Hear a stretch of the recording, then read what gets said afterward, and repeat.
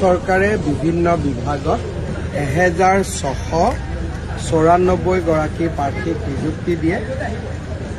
এই প্ৰাৰ্থী কেইগৰাকী মোষ্টলি গেজেটেড অফিচাৰ বিষয়া পৰ্যায়ৰ নিযুক্তি, লগত ASRLMতো অসম ৰাজ্যিক গ্ৰামীণ জীৱিকা অভিযানতো 185 গৰাকী প্ৰাৰ্থীয়ে নিযুক্তি লাভ কৰে। আমি এতিয়া 1,60,000 নিযুক্তিতকৈ 1000 কমত আছোঁ। মই বিশ্বাস কৰোঁ যে আমাৰ যি আহিবলগীয়া দিনকেইটা আছে, মডেল কোড অফ কণ্ডাক্টৰ আগতে আমি আৰু কিছু নিযুক্তি দিব পাৰিম। বিভিন্ন ইণ্টাৰভিউ আদি চলি আছে।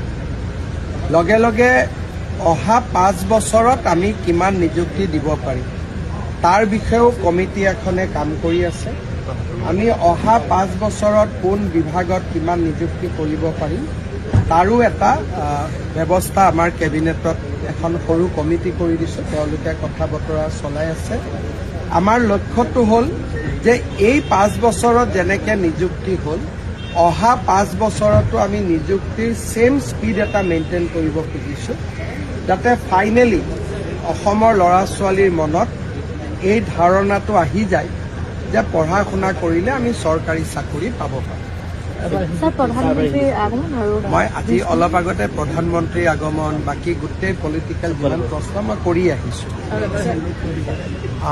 आज सरकार का द्वारा करीबन 2000 युवाओं को नियुक्ति दिया गया।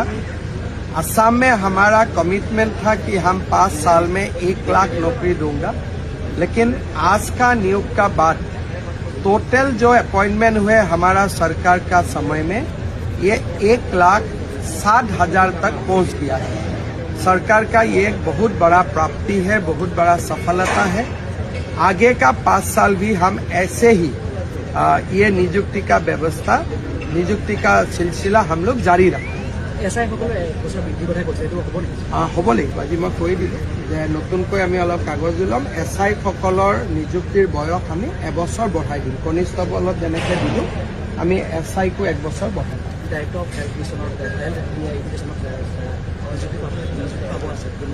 ঠিক পাব। মই ক'লোৱে নহয় যে বহুত ইণ্টাৰভিউ চলি আছে। ইলেকশ্যন ঘোষণা কৰাৰ আগতে যিমান পাৰোঁ আমি দিব চেষ্টা কৰিম। আভ্যন্তৰীণ জলপৰিবহণ বিভাগৰ প্ৰাইভেটাইজেশ্যনত তেনেকুৱা মইতো একো শুনা নাই। আছাম কমিউনিকেশ্যন এণ্ড কেবলছ বুলি প্ৰাইভেট কোম্পানী এটাক তেনেকৈ কৰাইছে।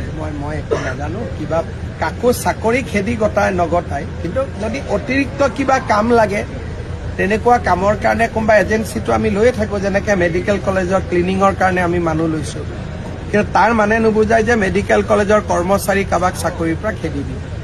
গতিকে চবেই আউটচোৰ্চ পাৰ্টনাৰ্ছটো আজিকালি লয়েই, কিন্তু এতিয়া ASTCও লৈছে। আমাৰ এইটোৱে হ'ল এতিয়া মেইনটেইন কৰিবৰ কাৰণে আমিতো আউটচোৰ্চহে ল'ম।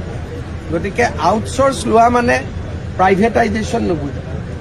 ছাৰ, সময়তে উপস্থিত নহয় কৰ্মচাৰীসকল, তাৰ কাৰণে বায়'মেট্ৰিকৰ ব্যৱস্থাটো কৰিব নেকি?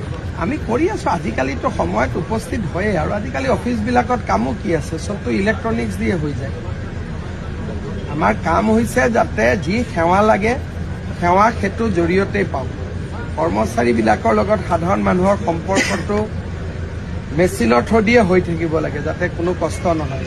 লাইচেঞ্চ মেচিনতে পাওক, আপুনি যাবই নালাগে। আমি সেইটো ৰাস্তালৈকে লৈ গৈ আছোঁ। কিন্তু ব্যক্তিগতভাৱে কিছুমান কৰ্মচাৰী 10টাত আহিব লাগে, 11টাত আহে।